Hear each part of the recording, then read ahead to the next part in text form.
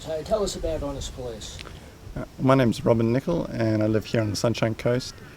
Back in 2018 I decided to write the script for Honest Police as a personal project to gain more experience as an actor.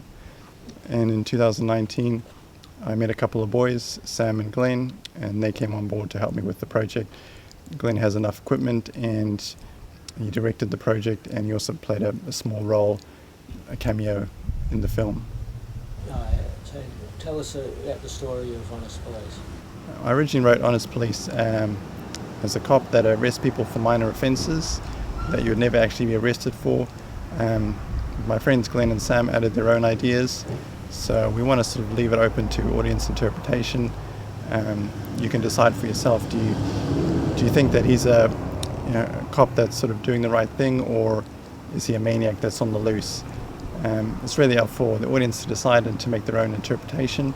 I like to think of it as just the extreme version of taking the law into your own hands. So we decided to add the idea that the cop is a psychopath that kidnaps people for small offences. So yeah, like I said, just it's a very extreme version of thinking that the police are not actually doing a good enough job. So that's why you decide to be a cop, and instead of locking them up in prison, you lock them up in a shed in your house. So yeah, he takes things to the extreme. Right. You just got a few awards from a festival over in Uganda. What awards did you get there? When we submitted to the festival in Uganda, we were lucky enough to win Best Short Film. I won Best Actor, and my friend Glenn won Best Editor. So for the first time in our careers, we were lucky enough to win those awards. Right. So that was the first festival you got accepted into? Luckily, the first festival we submitted to. We've also submitted to a couple more since then. Right. So you've got a few coming up?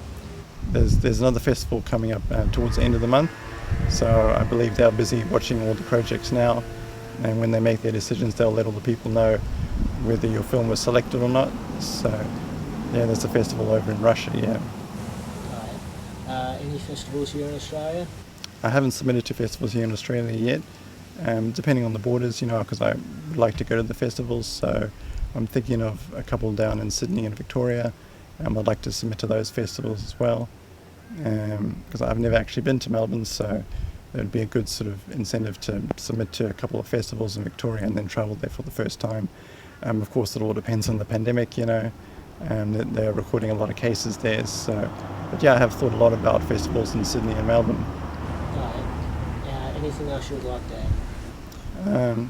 No, I believe that the project has been one of the best experiences of my life. Just a once-in-a-lifetime opportunity, not only to gain experience as an actor, but also to make lifelong friends with Glenn and Sam.